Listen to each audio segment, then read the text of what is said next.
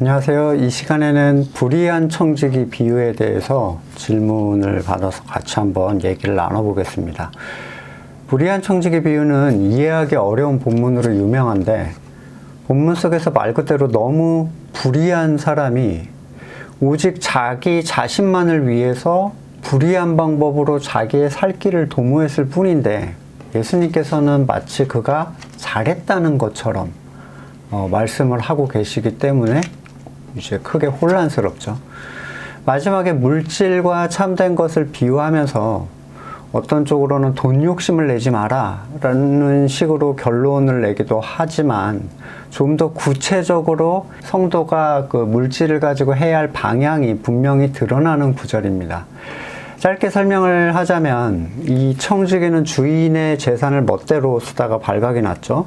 그리고 그 일에서 물러나게 되었습니다.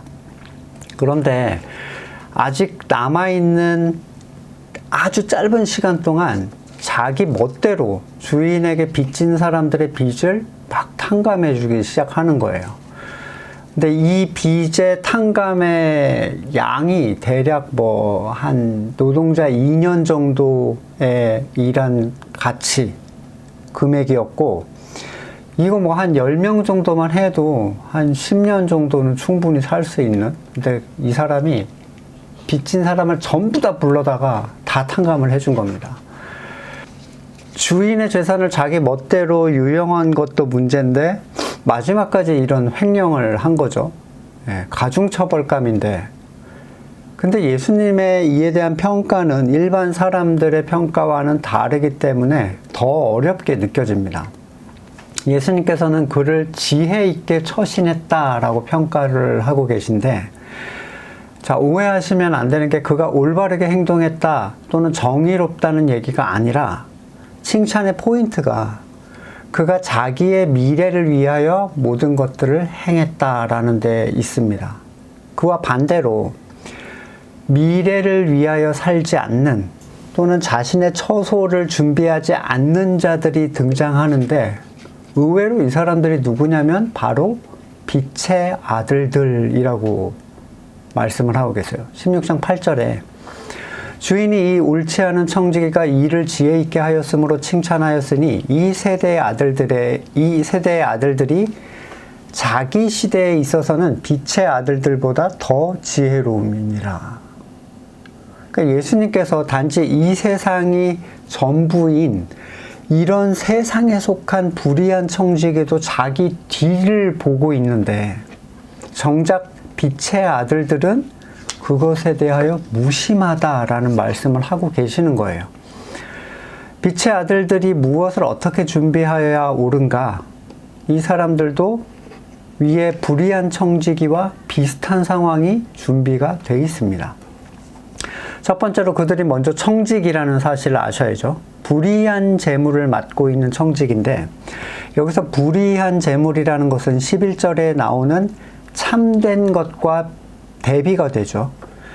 그리고 이 불의한 재물은 만몬 또는 물질을 의미한다고 설명을 하십니다. 물질이 왜 불의한가요? 물질은 아무 잘못도 하지 않는데, 아무 죄도 짓지 않죠, 물질은. 근데 왜 불의하다고 하셨는가? 여기서 불의하다는 의미는 부정하게 번 돈의 의미가 아닙니다. 그러니까 참된 것, 영원한 가치와 대비되는 세상에 속한 가치를 얘기하는 거예요. 성도에게 있어서 세상에 속한 것 중에 의로운 것은 없습니다. 의로운 것은 오직 하늘에 속한 것들 뿐이죠. 성도는 세상에 속한 어떤 것을 청지기적 자리에서 맡고 있는 사람들입니다. 그런데 지혜가 없는 청지기들은 그것을 자신의 영원한 처소를 위해 사용하지를 않는다는 거예요. 신명기에서 요단강 동편의 사람들이 자신이 취한 전리품이 너무 많아서 약속한 곳으로 가지 못하고 주저앉아 버렸죠. 그들은 자신이 가지고 있는 그 많은 재물, 그걸 통해서 스스로 안정감을 누리고 만족을 누리고 자랑거리로 삼지만, 정작 그 재물은 그들을 멈추게 할 뿐이었어요. 여기에서 불의한 청지기는 이후에 자신의 처소를 준비하는데 성도들도 물질을 가지고 자신의 처소를 준비할 수가 있습니다. 16장 9절 그러므로 내가 너희에게 말한다. 불의한 재물로 친구를 사겨라. 그래서 그 재물이 없어질 때 그들이 너희를 영원한 처소로 맞아들이게 하여라. 물질로 친구를 사귀는 방식. 그런데 이 친구들은 재물이 없어질 때 이 성도를 영원한 처소로 맞아들일 수 있는 존재들이에요. 그렇다면 이 친구들은 당연히 예수님께서 보실 때 천국에 속한 자들이란 얘기죠. 내가 천국에 못 가는데 어떻게 나를 도운 사람을 천국으로 맞이할 수가 있겠어요? 돕는 자와 도움을 받는 자 모두가 거듭났다는 전제가 분명히 있어야 됩니다. 물론 이 의미를 알 수 있는 사람들도 역시 거듭난 사람들 뿐이에요.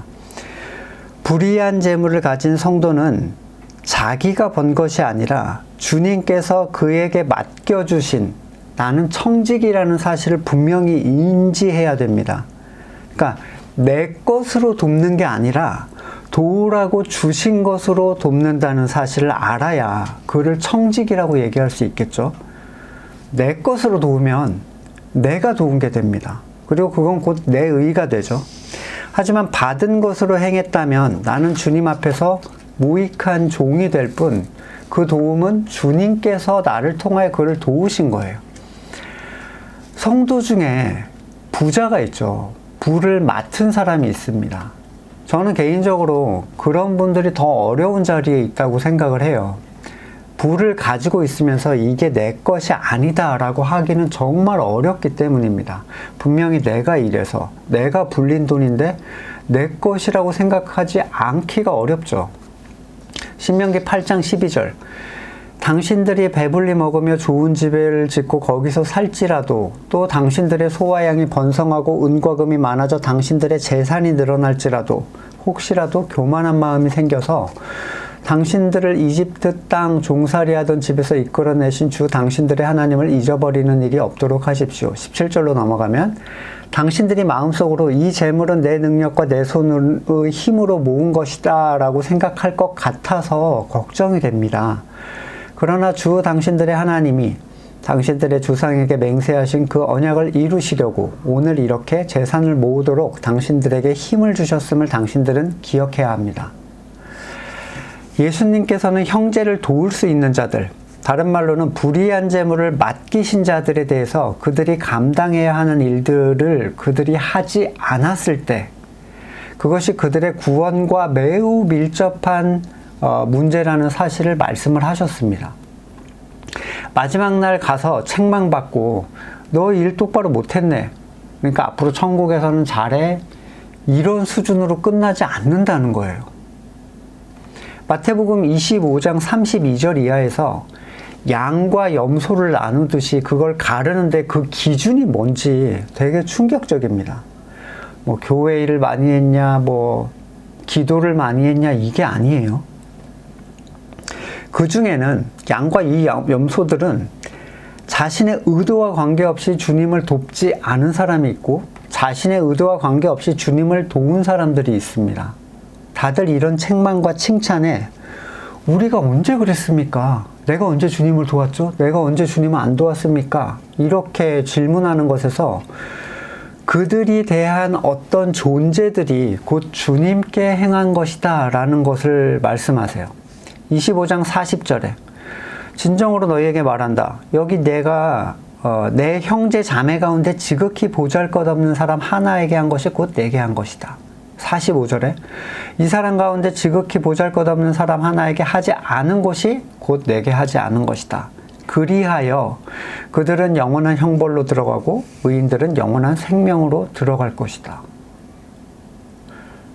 그러니까 내 혼자 신앙생활 잘한다고 들어가는 게 아니죠. 지금 양과 염소를 나눌 때 형제에게 어떻게 대했는가를 가지고 그걸 나누신다는 거예요. 여기서 말하는 지극히 보잘것없는 사람은 우리가 생각하는 세상에서 가난한 또는 지위 없는 또는 험한 일을 하는 그런 사람을 얘기하는 게 아닙니다. 건물의 교회에서는 그냥 가난한 사람들에게 세속적 도움을 줘요. 구제금을 주죠, 그냥. 근데 이 본문에서 나오는 사람들은 나그네가 되고 헐벗고 궁핍하고 병들고 감옥에 갇혔는데 왜 그런 일이 그들에게 일어났는가를 보셔야 돼요. 바로 복음 때문입니다. 주님의 이름 때문에. 마태복음 5장 10절 의를 위하여 박해받은 사람 복이 있다. 너희가 나 때문에 모욕당하고 박해받고 터무니없는 말로 온갖 비난을 받으면 복이 있다. 너희는 기뻐하고 즐거워해라. 하늘에서 받을 상이 크다. 너희보다 먼저 온 예언자들도 다 이같이 박해를 받았다. 로마서 8장 35절 누가 우리를 그리스도의 사랑에서 끊을 수 있습니까? 환난, 공고, 박해, 굶주림, 헐벗음, 위협 또는 칼입니까? 그리스도 안에 있는 사람들이 당하는 어떠한 일이에요. 고린도전서 6장 4절 우리는 무슨 일에서나 하나님의 일꾼답게 처신합니다. 우리는 많이 참으면서 환난, 궁핍, 공경, 매맞음, 옥에갇힘, 난동, 수고, 잠을 자지 못함과 굶주림을 겪습니다. 이유가 뭐죠? 그가 일하지 않았기 때문이 아니에요. 그리스도의 복음 때문입니다. 가장 작은 자의 자리에 있는 성도에 대하여 대하는 태도가 주님께 대하는 태도로 직결되는 것은 그 가장 작은 자의 안에 예수 그리스도가 계시기 때문이에요. 그가 미움을 받고 고난당하고 세상의 어려움에 속 있는 것은 그리스도가 그 안에 계시기 때문에 세상이 그를 미워하는 상태로 나타나는 현상이라는 거죠. 물질을 맡은 성도가 물질을 자신의 미래를 위해서 사용하는 태도. 그것은 그의 구원과 직결된 직분에 대한 태도입니다. 요한일서 3장 17절 누구든지 세상 재물을 가지고 있으면서 자기 형제자매의 궁핍함을 보고도 마음 문을 닫고 도와주지 않으면 어떻게 하나님의 사랑이 그 사람 속에 머물겠습니까? 우리는 말이나 혀로 사랑하지 말고 행동과 진실함으로 사랑합시다. 이렇게 함으로써 이 행동을 함으로써 우리는 우리가 진리에서 났음을 알게 될 것입니다. 우리는 또 하나님 앞에서 확신을 가지게 될 것입니다. 디모데전서 6장 17절 이하에서는 그대는 이 세상의 부자들에게 명령하여, 그러니까 이 세상의 부자들은 뭐 대기업 총수한테 가라는 얘기가 아니라 부를 가지게 된, 부를 맡게 된 거듭난 사람을 얘기하는 거죠. 교만해지지도 말고 덧없는 재물에 소망 두지 말고 오직 우리에게 모든 것을 풍성히 주셔서 즐기게 하시는 하나님께 소망을 두라고 하십시오. 또는 선을 행하고 좋은 일을 많이 하고 아낌없이 베풀고 즐겨 나누어 주라고 하십시오. 그렇게 하여서 앞날을 위하여 든든한 기초를 스스로 쌓아 참된 생명을 얻으라고 하십시오. 이게 부를 맡은 사람들이 자신의 미래를 위해서 행해야 될, 구원을 위해서 행해야 될 일이에요. 이 본문이 자칫 건물에 다니는 사람들에게 교회 헌금을 하라는 식으로 변형이 되기도 하지만 이 말씀은 거듭난 사람밖에 이해할 수 없고 거듭난 사람만이 행할 수 있습니다. 그들은 정작 형제 중에서 작은 자가 누군지를 찾지 못해요. 이 거듭나지 않은 사람들은요. 형제 중에 그리스도의 이름으로 고난을 받는 자가 누군지를 찾아내질 못합니다. 그 의미가 뭔지를 알지 못해요.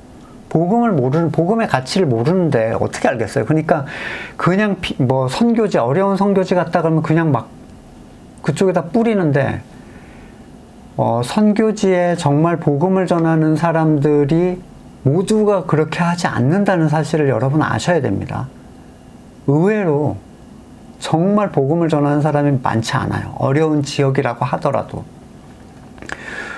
눈을 뜬 사람이 눈을 뜬 사람을 알아볼 수 있듯이 이건 단순히 교회 다니는 사람이 행할 수 있는 종류의 일이 아닙니다. 보편적 구제를 하죠. 초로군산, 컴패션 이런 익명에 그냥 알아서 빠져나가는, 내가 신경 쓰지 않아도 나는 누굴 돕고 있어. 여기에 마음의 위로를 받잖아요. 근데 그런 대상을 얘기하는 게 아니라 성도가 정확히 인지하고 지목한 그 대상에 대한 도움을 얘기하고 있어요. 그러니까 이건 거듭나지 않은 사람은 못하는 거예요. 자, 만몬, 물질이라는 것은 성도가 이걸 가지고 있다면 이건 맡겨진 겁니다. 뭔가 하나님께서 하나님의 뜻을 따르라고. 그렇죠? 그리고 그것은 하나님을 대체하는 신의 자리로 그를 올려놓을 수도 있어요. 물질이 많아진다는 건 세상에서 내 능력이 많아진다는 거예요. 하나님보다 10억, 돈 10억이 할 수 있는 게 더 많다라고 여겨지는 그런 세상이잖아요. 그가 어떻게 이 물질을 내가 맡은 것으로 누군가에게 흘려보내야 되는 것으로 생각을 할 수가 있겠습니까? 이것이 곧 내 것이 되고 그가 행한 선행도 내가 한 선행이 되고 따라서 그 대가와 감사함을 하나님이 아닌 내게 하기를 원하고 그 영광을 내가 누리길 원합니다. 나 이렇게 도와서 나 이런 일들을 행했고 나 여기도 지원하고 저기도 지원하고 그리고 부의하잖아요. 거의 모든 성도는 어느 정도의 물질을 맡고 있죠. 물질이 없이는 세상을 살 수 없으니까요. 근데 정말 생계를 유지하기에 버거운 사람에게 지금 너 왜 그걸로 안 도왔어? 이걸 얘기하는 게 아닙니다. 물질이 없다고 해서 그가 만몬으로부터 자유로운 건 전혀 아니에요. 없는 사람이 더 집착하는 경우도 있죠. 나는 부자가 아니니까 해당 사항이 없어. 이 말씀은. 이렇게 생각하는 건 자기 자신만의 생각이죠. 하나님 앞에서 저는 부자가 아니었는데요. 이 얘기 하나면 그냥 패스가 될까요? 이런 판단은 말씀과 하나님께서 그에게 주시는 양심에 따라 스스로가 결정해야 되는 부분이겠죠. 중요한 건 이겁니다. 여러분은 영원한 나라를 위하여 한시적인 것을 쓰고 계시는가? 불의한 것을 가지고 여러분의 처소를 준비하고 계시는가? 여러분은 그것을 내가 내 힘으로 번 것이다 라고 생각을 하고 있는가? 아니면 능력을 주셔서 얻게 하신 그리고 그리스도의 모습을 닮은 사람을 돕게 하시는 청지기적 사명으로 그것을 인식하고 계시는가? 스스로 생각해 보실 수 있기를 소망합니다. 이게 중요한 것은 그러지 못하는 빛의 자녀들이 대부분이라고 예수님이 말씀하셨기 때문이에요. 세상만큼도 지혜 있게 행동하지 못하는 빛의 자녀들. 안타까운 일이죠. 말씀을 놓고 한번 깊이 여러분의 물질에 대한 가치관을 생각해 보실 수 있기를 원합니다. 다음 시간에 또 뵙겠습니다.